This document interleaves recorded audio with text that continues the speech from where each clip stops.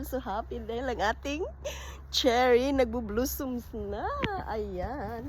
Dahil sa init, tingnan nyo. Ng Laos in town. But daghan na kayo siyang mga bees. Ayan. Ayan.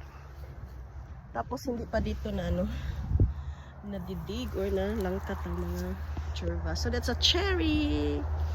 So dalawang puno yan, left and right. Pero parang nag-isa siya kasi nga tingnan yung punuan. Ooh, so happy!